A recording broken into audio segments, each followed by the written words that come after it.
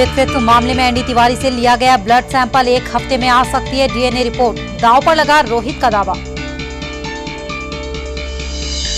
आय से अधिक संपत्ति मामले में गिरफ्तार जगन ने जमानत के लिए दाखिल की अर्जी, चुनाव आयोग ने दखल देने से किया इनकार।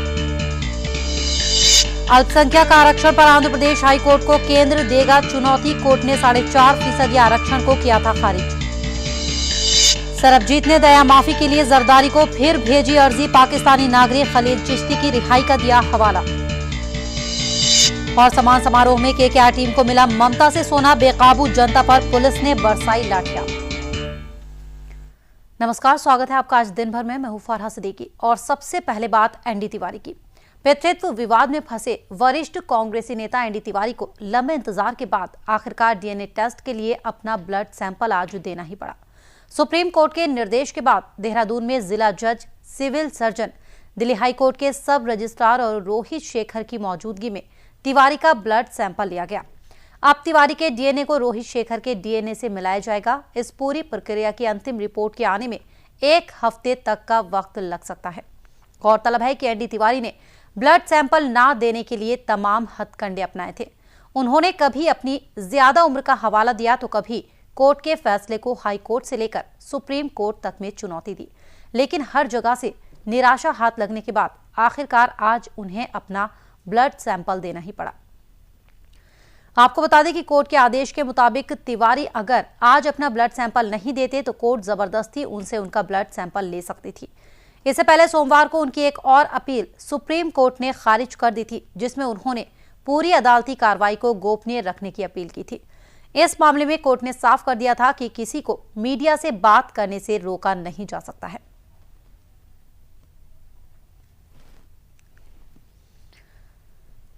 आपको बता दें कि आज ब्लड सैंपल ले लिया गया है एनडी तिवारी का, जिसके बाद अब हैदराबाद लैब में भेजा जाएगा उसे, जिसके बाद 1 हफ्ते में रिपोर्ट आ सकती है, इस तरह की उम्मीद जताई जा रही है। लेकिन इससे पहले लंबी जद्दोजहद की एनडी तिवारी ने और आखिरकार जो वो चाहते थे वो नहीं हो पाया। हाई कोर्ट और फिर सुप्रीम कोर्ट के निर्देश के बाद उन्हें अपना ब्लड सैंपल देना ही पड़ा। हालांकि काफी बचते नजर आए एनडी तिवारी इससे, लेकिन सुप्रीम कोर्ट के आदेश के आगे उनकी नहीं चली और ब्लड सैंपल उन्हें आज अपना देना ही पड़ा।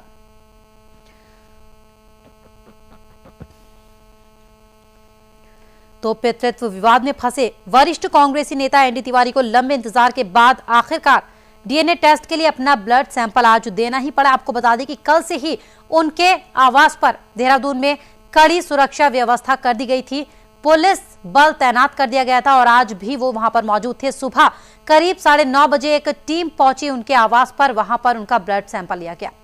आपको बता दें कि इस दौरान रोहित शेखर और उनकी मां उज्ज्वला शेखर भी वहां पर मौजूद थी। हालांकि पहले उन्हें घर में जाने की इजाजत नहीं दी गई थी, लेकिन बाद में उन्हें इजाजत दे दी गई थी। ज्ञानेंद्र सिसोदिया हमारे सहयोगी जानकारी के साथ लाइन पर मौजूद है। ज्ञानेंद्र, आज आखिरकार देना ही पड़ा अपने ब्लड का सैंपल एनडी तिवारी को। पूरे दिन के घटनाक्रम की बात करें तो क्या कुछ रहा?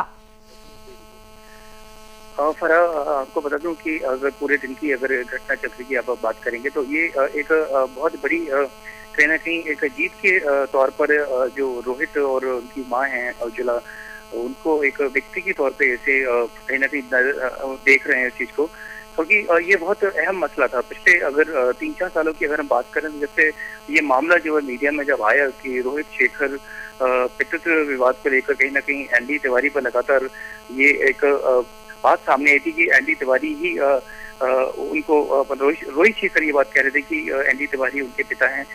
तो ये कहीं ना कहीं एक बहुत बड़ा मुद्दा था, क्योंकि एक हस्ती रहे हैं एनडी तिवारी की। अगर मैं बात करूं तो विदेश मंत्री का होता रहा है, उनके पास वित्त मंत्री का होता रहा है। तो ये एक बहुत महत्वपूर्ण बात थी कि ये सब कुछ होने के बाद भी कुछ ना कुछ चलता चला गया। यानी कि कह सकते हैं कि जो एक राजनीति का जो एक शख्स है वो कहीं ना कहीं ये सारी चीजें नजरअंदाज करता चला गया।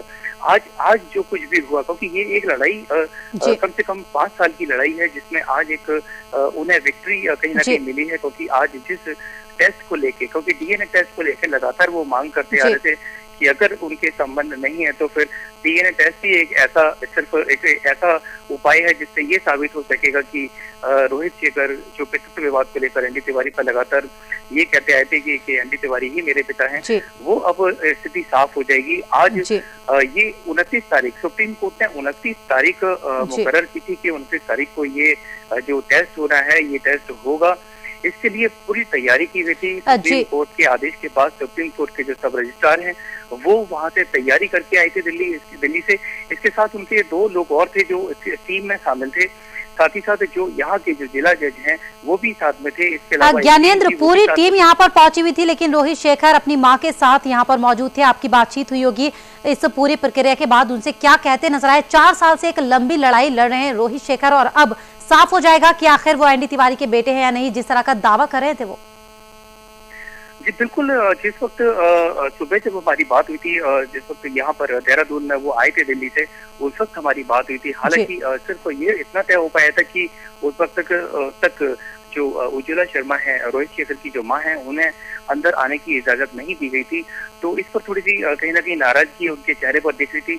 दूसरी तरफ जब वेट करने के बाद जब रोहित शेखर यहाँ आ जाते हैं, उसके बाद ये इजाजत मिल जाती है कि वो एनडी तिवारी के घर पे जाएंगे। हालांकि जो तस्वीरें हमने भेजी उसमें भी हमने ये बॉडी लैंग्वेज से नोट किया कि रोहित शेखर कहीं ना कहीं परेशान नजर आ रहे थे, कहीं ना कहीं उन्हें कुछ चिंता थी इस बात को लेकर। लेकिन फिर भी जिस वक्त जब ये पूरा प्रकरण हो गया, यानी कि जब सैंपलिंग हो गई, सैंपल ले लिया गया एनडी तिवारी का, उसके बाद ये सारी चीजें जब बाहर निकल के वो आए हैं, मीडिया से मुखातिब हुए हैं, तब उन्होंने ये सारी चीजें बताई हैं कि कानून में उनका पूरा विश्वास है, न्यायपालिका में उनको विश्वास है। जिस तरीके से पिछले कई सालों से एनडी तिवारी लगातार इस बात को टाल रहे थे कि वो ब्लड सैंपल नहीं देंगे। जब राज्यपाल थे आंध्र प्रदेश के, तब भी उन्होंने यही बात की थी। उसके बाद फिर जब राज्यपाल पद उनसे छिन गया, उसके बाद भी लगातार कुछ न कुछ इस तरीके की चीजें सामने आती रही, जिससे कि ये महसूस होता रहा कि जो एनडी तिवारी पूर्व मुख्यमंत्री भी रहे हैं, वो कहीं ना कहीं इन सब चीजों से बचते नजर आ रहे थे। लेकिन जब सुप्रीम कोर्ट ने साफ तौर पर कह दिया कि ये ब्लड सैंपल तिवारी को देना ही होगा, उसको लेकर आज कहीं ना कहीं उनके चेहरों पर ये खुशी साफ तौर पर देखी जा रही थी। एक बात और बता दूं फरा कि जिस वक्त ये सैंपलिंग की प्रक्रिया जब पूरी हो गई, उनके मन में फिर भी खुशी जरूर है कि कम से कम ये न्यायपालिका ने उनके सामने एक उनकी बात को रखा है, उनको आगे बढ़ने का एक पड़ाव जिसे बोलते हैं, पड़ाव उनको मिला है कि एक कदम आगे की और जो कार्रवाई होगी उसको आगे बढ़ाया जाएगा। लेकिन एक सबसे अहम बात ये कि जब सैंपलिंग हो गई है, उसके बाद माँ और बेटे यानी कि रोहित शेखर की माँ उज्ज्वला शर्मा और रोहित शेखर खुद के मन में एक कहीं ना कहीं एक डाउट अभी भी बना हुआ है। ज्ञानेंद्र, चले फिलहाल शुक्रिया जानकारी देने के लिए।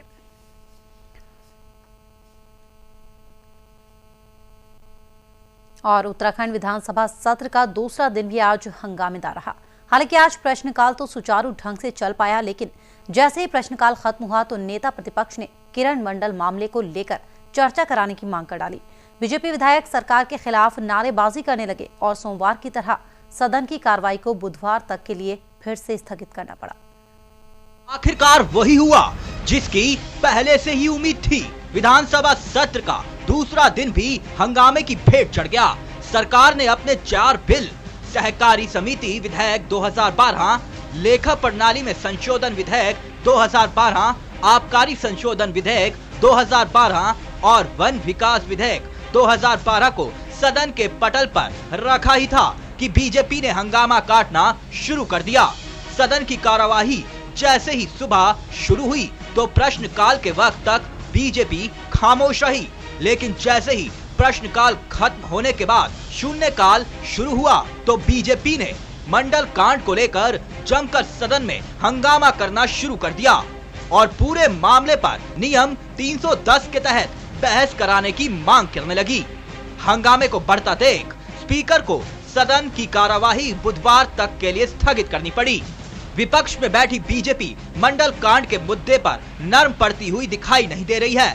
बीजेपी लगातार ये दावा कर रही है कि उनके विधायक को अपने खेमे में लाने के लिए कांग्रेस के पास जो खरीद फरोख्त का पैसा आया है उसका पूरा हिसाब किताब उनके पास है। माननीय मुख्यमंत्री जी अखबारों में बार बार ये खबर दे रहे हैं कि कुछ लिखित दें हमको तो हम जांच करेंगे।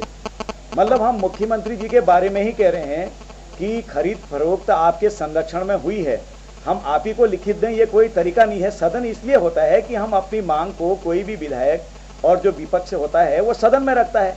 सदन में हमने 310 की सूचना दी हुई है, कल दी है और मॉडिफाई करके आज हमने फिर दी है, उसमें कुछ नए पॉइंट हमने डाले थे, तो आज भी निरस्त कर दी गई, कल भी निरस्त कर दी गई। आज तो माननीय मुख्यमंत्री जी सदन में बैठे थे, तो माननीय मुख्यमंत्री जी को खड़े होकर कहना चाहिए था चर्चा प्रारंभ करो।